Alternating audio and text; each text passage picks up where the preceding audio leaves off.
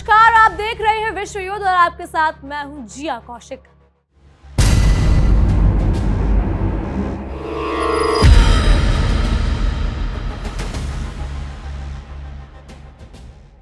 दुनिया का स्वयंभू दरोगा यानी अमेरिका एक बार फिर अपनी उसी पुरानी और सड़ी गली औकात पर उतर आया है।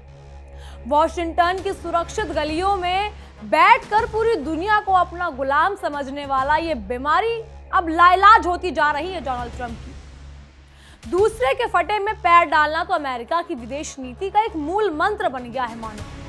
लेकिन इस बार उन्होंने जिस बारूद के ढेर को छुआ है वो उनके व्हाइट हाउस को झुलसाने का दम रखता है। ईरान के एक निहत्थे और शांतिपूर्ण व्यापारिक जहाज टॉस्को का अंतरराष्ट्रीय जल सीमा में सरेआम बंधक बनाकर अमेरिका ने एक बार फिर साबित कर दिया कि उसे ना तो अंतरराष्ट्रीय कानूनी की रत्ती भर परवाह है और ना ही किसी दूसरे मुल्क की संप्रभुता की उसके परवाह है। ये कोई सैन्य ऑपरेशन नहीं बल्कि सीधे तौर पर समुद्री डकैती है जिसे ये लोग लोकतंत्र का और सुरक्षा का चोगा ओढ़कर दुनिया को बेवकूफ बनाने की कोशिश कर रहे हैं। अब आप सोच रहे होंगे कि आखिर ये माजरा क्या है और क्यों पूरी दुनिया की सांसें अटकी हुई है। दरअसल हॉर्मूज की लहरों पर एक ऐसा खूनी और खतरनाक खेल शुरू हो चुका है जो सीधे आपकी जेब और आपके घर के चूल्हों तक को प्रभावित करेगा।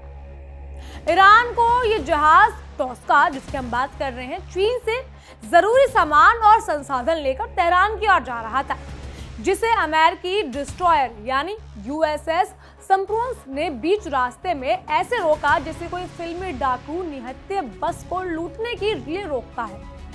अमेरिका आग से खेल रहा है दोस्तों, और इस बार खाड़ी का पानी ठंडा नहीं बल्कि नफरत और बारूद की वजह से खौल रहा है। खाड़ी का पानी इस वक्त वो लावा है जो अमेरिका को ले डूबेगा। अगर यहाँ एक भी चिंगारी भड़की तो उसकी लपटें वॉशिंगटन से लेकर बीजिंग तक महसूस की जाएंगी। यह हमला सिर्फ ईरान पर नहीं बल्कि वैश्विक व्यापार की कमर तोड़ने की सोची समझी साजिश है। इधर राष्ट्रपति ट्रंप ने अपनी आदत के मुताबिक सोशल मीडिया पर सीना चौड़ा करते हुए बड़े ही अहंकार के साथ लिख दिया कि जहाज अब पूरी तरह हमारे कब्जे में है और हम देख रहे हैं कि इसके अंदर क्या है। वाह साहब, इसे कहते हैं अंधेरी नगरी में चौपट राजा। ट्रंप को शायद यह गलतफहमी हो गई है कि पूरी दुनिया उनकी जागीर है और हर मुल्क उनके इशारों पर नाचेगा, लेकिन वो शायद ये भूल गए हैं कि सामने ईरान खड़ा है जो पिछले कई दशकों से अमेरिका की नाक में दम किए हुए है और ईंट का जवाब पत्थर से देना उसकी फितरत में है। अमेरिका की यह दबंगई अब उसके लिए जी का जंजाल बनने वाली है, क्योंकि ईरान ने साफ कर दिया है कि वो अपनी समुद्री सीमा में किसी भी विदेशी घुसपैठ को बर्दाश्त नहीं करेगा। अमेरिका के पाखंड की तो जितनी निंदा की जाए उतनी कम है। एक तरफ ये लोग दुनिया के सामने शांति वार्ता की मेज सजाने का ढोंग करते हैं, पाकिस्तान में मीटिंग्स बुलाते हैं और दूसरी तरफ मीठी बातें करके पीठ पीछे से ईरान के व्यापारिक जहाजों पर अंधाधुंध गोलियां बरसाते हैं। इसे कहते हैं मुंह में राम राम और बगल में छुरी। पाकिस्तान में होने वाली शांति वार्ता से ठीक पहले इस तरह के उकसावे वाली कार्रवाई चीख चीख कर बता रही है कि अमेरिका का इरादा कभी शांति का था ही नहीं।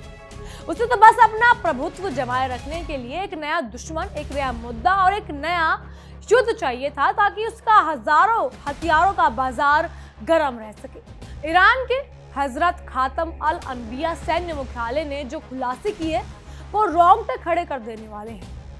उनके मुताबिक अमेरिकी मशीन ने सिर्फ जहाज को रोका नहीं बल्कि कायरो की तरह उसके नेविगेशन सिस्टम को फायरिंग करके पूरी तरह तहस नहस कर दिया ताकि जहाज समुद्र के बीचों बीच अंधा हो जाए। अब आप ही बताइए, क्या दुनिया के सबसे शक्तिशाली देश को ये शोभा देता है? इसे आप चेतावनी कहेंगे या नीचता?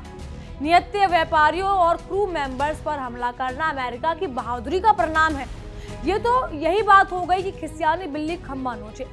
जब सीधी लड़ाई की हिम्मत नहीं हुई तो अमेरिका इसी तरह से ओछे और कारपुर हथकंडे अपनाता नजर आ रहा है। दोस्तों, ये लड़ाई अब सिर्फ अमेरिका और ईरान के बीच की नहीं रह गई। इस आग की लपटों में हमारे देश भारत को भी अपनी चपेट में ले लिया है। हॉर्मूज में ईरान द्वारा 2 भारतीय जहाजों पर की गई फायरिंग और 14 अन्य जहाजों को रोकने की घटना नई दिल्ली के गलियारों में खलबली मचा रही है। अमेरिका इस बेतुकी चौधराहट के चक्कर में पूरी दुनिया का व्यापारिक मार्ग नर्क बना चुका है। भारत ने भी कड़ा रुख अपनाते हुए अमेरिकी राजदूतों को तलब दिया है। सवाल ये है कि आखिर कब तक निर्दोष देश और उनके व्यापारी अमेरिका के सुपर पावर वाले नखरे और उसकी सनक का खामियाजा भुगतते रहेंगे। ईरान ने अब साफ कर दिया है कि कड़े शब्दों में चेतावनी दी गई है कि अगर अमेरिका ने अपनी हरकतों से बाज नहीं आया तो वो हॉर्मुज स्ट्रेट पर हमेशा के लिए खूंटा गाड़ देगा, यानी उसे बंद कर देगा। अब आपको बता दें कि दुनिया का 20% कच्चा तेल इसी संकरे रास्ते से गुजरता है। अगर ईरान ने यहाँ ताला लगा दिया तो अमेरिका की सुपर पावर वाली हेकड़ी उसकी इकोनॉमिक ताश के पत्तों की तरह बह जाएगी। अमेरिका यहाँ ईरान की नाकाबंदी करने आया था, लेकिन अब यहाँ उल्टे बांस बरेली को वाली नौबत आ गई। ईरान के पास वो ताकत है कि वो पूरी दुनिया के एनर्जी सप्लाई को एक झटके में रोक सकता है। इसी पर देखिए हमारी एक खास पेशकश। वर्ल्ड नाउ में अब हम बात करेंगे हमारी अगली कहानी की, अगली स्टोरी की। उन 2 मोर्चों की बात की जाए जहां पर पुतिन की सत्ता और यूक्रेन की रणनीति दोनों एक बड़े बदलाव से गुजर रही है। जी हाँ, एक तरफ रूस के भीतर की वो तस्वीरें हैं जो पूरी दुनिया को चौंका रही हैं, जहां बड़े बड़े राजनेताओं के बजाय इंस्टाग्राम और टेलीग्राम पर ब्यूटी इन्फ्लुएंसर्स क्रेमलिन को चुनौती दे रही हैं, तो वहीं दूसरी तरफ यूक्रेन में जंग के मैदान में तकनीक का ऐसा इस्तेमाल हुआ कि रूस के सैनिक बगैर लड़े ही सरेंडर करने को मजबूर हो गए। दरअसल रूस की सख्त शासन व्यवस्था यानी कि आयरन फिस्ट के सामने आज एक ऐसी आवाज खड़ी है जिसे दबाना पुतिन सरकार के लिए मुश्किल हो रहा है। और यह आवाज किसी विपक्षी नेता की नहीं है, बल्कि देश के उन ब्यूटी इन्फ्लुएंसर्स की है जो अब तक ग्लैमर लाइफस्टाइल के लिए जानी जाती थी। अब व्लादिमीर पुतिन की रूस, जो अपनी सख्त शासन व्यवस्था और आयरन फ्लीट के लिए जाना जाता है, वहां पर आज एक ऐसी तस्वीर उभर रही है जिसे देखकर दुनिया हैरान है। राष्ट्रपति व्लादिमीर पुतिन, उनके खिलाफ कोई विपक्षी नेता नहीं बल्कि देश की मशहूर ब्यूटी इन्फ्लुएंसर और सोशल मीडिया स्टार्स खड़ी हो गई है, विक्टोरिया बोनिया। चाहे बात विक्टोरिया बोनिया हो या आइजा तक, यह आवाजें अब सीधे क्रेमलिन को चुनौती दे रही हैं। आज के वर्ल्ड नाउ में हम समझते हैं कि आखिर रूस में ऐसा क्या बदल गया कि वहां की इंटरनेट जनरेशन पुतिन सरकार के खिलाफ खुलकर बोलने की हिम्मत जुटा रही है। क्या ये पुतिन के लिए किसी बड़े संकट की आहट है? दरअसल रूस में सोशल मीडिया पर एक नई लहर दौड़ रही है। ये लहर किसी राजनीतिक रैली से नहीं है, इंस्टाग्राम और टेलीग्राम जैसे प्लेटफॉर्म से उठ रही है। रशियन ब्यूटी इन्फ्लुएंसर विक्टोरिया बोनिया ने जो वीडियो पोस्ट किया, उसने लोगों को हिला कर रख दिया है। बोनिया ने सीधे सीधे व्लादिमीर पुतिन को संबोधित करते हुए कहा कि व्लादिमीर लोग उनसे डरते हैं और ब्लॉगर डरते हैं, कलाकार डरते हैं, गवर्नर तक आपसे डरते हैं। और ये सिर्फ एक बयान नहीं है, समझिए, बल्कि रूस के डर के माहौल पर एक बहुत बड़ा तमाचा है। बोनिया का जो वीडियो आया, इस वीडियो पर लगभग 3 करोड़ व्यूज, लाखों कमेंट्स ये बताते हैं कि जनता का एक बड़ा हिस्सा उनसे सहमत है। और सिर्फ बोनिया ही नहीं है। तो देखा आपने। अब बात करते हैं इस पूरे ड्रामे के बीच सबसे बड़े सुपर पावर की, जो इस पूरे ड्रामे में अपना अलग ही मजा लूट रहा है। या बात करें लूट रही है, जी हाँ, रूस और चीन। ये 2 देश ऐसे हैं जो अमेरिका पर जितना ज्यादा दबाव बनाया जाए, सबसे ज्यादा फायदा या तो चीन को होगा या रूस को होगा। दोनों देश चाहते हैं कि जितना चाहे उतना लंबा ये युद्ध खींचे ताकि अमेरिकी सभ्यता पूरी तरह से बर्बाद हो जाए, अमेरिकी अर्थव्यवस्था पूरी तरह डगमगा जाए। ये दोनों देश चाहते हैं क्योंकि दोनों ही देशों की अर्थव्यवस्था में जरूर फायदा होगा। तेल के मामले में रूस को फायदा होगा और हथियारों के मामले में चीन को फायदा होगा। खबर उड़ती उड़ती ये आ रही है कि ईरान को जितने भी हथियार मुहैया करवाए जा रहे हैं वो चीन करवा रहा है। और अब ये भी बात है कि अमेरिका और ईरान के बीच जो तेल संक्रमण रूप से नहीं आ पा रहा है, स्ट्रेट ऑफ हॉर्मुज पर ताले जड़ दिए जा रहे हैं, तो तेल आए कहां से? तेल आ रहा है रूस की तरफ से। रूस पूरी कोशिश कर रहा है कि उसका तेल भारी मात्रा में बिके, वहीं चीन पूरी कोशिश कर रहा है कि ये जितना हो सके उतना लंबा ये युद्ध खींचे ताकि हम हथियार दें और हमारा हथियारों वाला बाजार फूला फूला रहे। लेकिन इस पूरे ड्रामे के बीच सबसे मजेदार मोड़ तब आया जब शांति वार्ता के लिए पाकिस्तान आने वाले अमेरिकी उपराष्ट्रपति जेडी वेंस ने अचानक अपना दौरा ही रद्द कर दिया। ट्रंप प्रशासन ने सुरक्षा चिंताओं का रोना रोया, लेकिन असलियत ये है कि जब अपने खुद ही इलाके में पूरी आग लगी हो तो उसकी लपटों से डर तो लगेगा ही साहब। जब सेनापति युद्ध के मैदान पर पैर पीछे खींचने लगे तो समझ लीजिए कि वॉशिंगटन की सिट्टी पिट्टी पूरी तरह गुम हो चुकी है। ये साफ दिखाता है कि अमेरिका ने जो रायता फैलाया है अब उसे समेटना उनके बस की बात नहीं हो रही है। इस बढ़ते तनाव के बीच संयुक्त अरब अमीरात यानी यूएई जैसे रईस देशों की हालात ऐसी हो गई है जिससे उनको सांप सूंघ गया हो। उन्हें इस बात का गहरा डर सता रहा है कि अगर ईरान और अमेरिका के बीच जंग छिड़ी तो उनकी आलीशान बुर्ज और चमक धमक वाली अर्थव्यवस्था मिट्टी में मिल जाएगी। रिपोर्ट्स की तो यहाँ तक बात है कि वो अंदर ही अंदर अमेरिका से डॉलर की भीख मांग रहे हैं ताकि विदेशी निवेशक अपना पैसा लेकर भाग न जाए। अमेरिका यहाँ भी साहूकार बनकर बैठा है जो मदद के बहाने इन देशों को कर्ज के अंदर ऐसे मकड़े जाल में फंसाना चाहता है जिससे वो कभी निकल ही ना पाए। तेहरान की सत्ता के गलियारों में अब हवा बदल चुकी है। वहां अब बातचीत और नरम रुख वाले नेताओं को किनारे लगाने वाले काम शुरू हो चुके हैं और कमान सीधे तौर पर IRGC के मेजर जनरल अहमद वहीदी के हाथों में आ गई है। वहीदी वो शख्स हैं जिन्होंने अमेरिका को दो टूक लिहाजे में कह दिया कि हम झुकने वालों में से नहीं हैं। अब ट्रंप का पाला किसी ऐसे वैसे नेता से नहीं बल्कि एक ऐसे फौलादी लड़ाके से पड़ रहा है जो लोहे के चने चबाना बखूबी जानता है।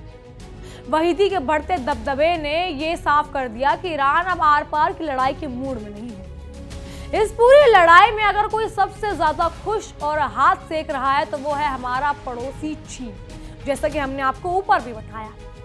चीनी एक्सपर्ट्स तो खुलकर कह रहे हैं कि अमेरिका जितना ज्यादा इस पश्चिम एशिया में दलदल में फंसा रहेगा, चीन के लिए ताइवान और बाकी जगहों का रास्ता उतना ही साफ होता जाएगा। चीन के लिए ये एक लाइव क्लास की तरह है जहां वो अमेरिकी की हर सैन्य रणनीति और उनकी कमजोरियों को बारीकी से नोट कर रहा है। शिकारी खुद यहाँ शिकार होने वाला है और चीन बस किनारे बैठकर इन तमाशाओं का रणनीतिक फायदा उठाने की फिराक में है। दोस्तों, वक्त कम बचा है।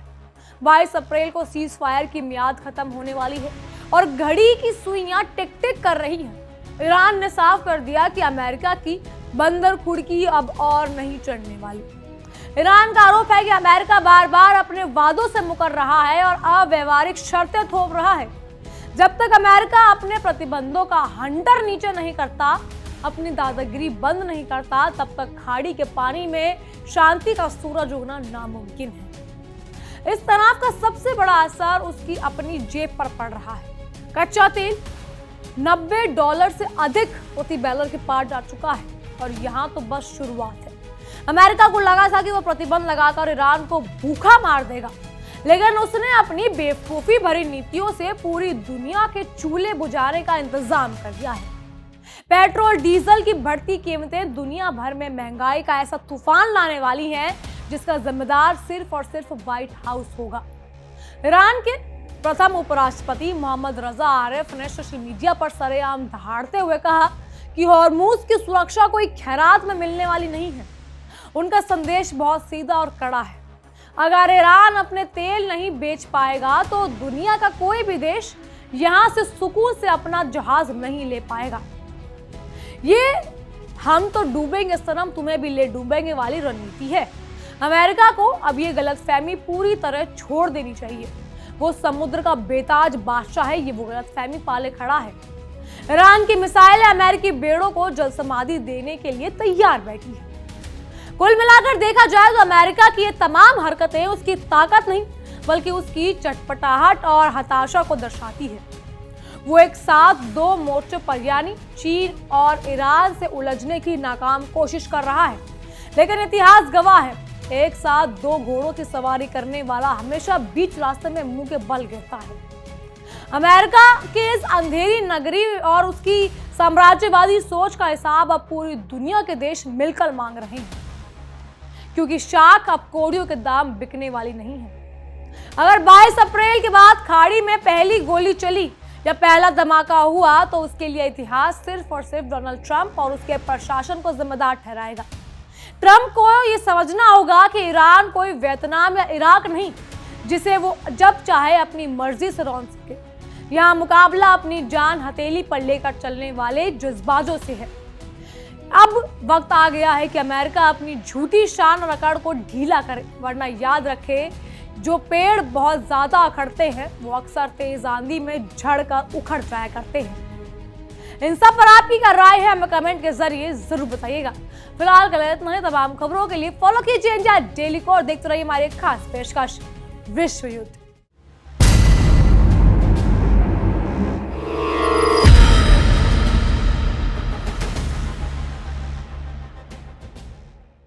देखिए इंडिया डेली 24/7 अब आपके स्मार्ट टीवी पर। इंडिया डेली मौजूद है सभी डिजिटल प्लेटफॉर्म पर लाइव और लगातार। इंडिया डेली 24/7 हर दिन राष्ट्र को समर्पित।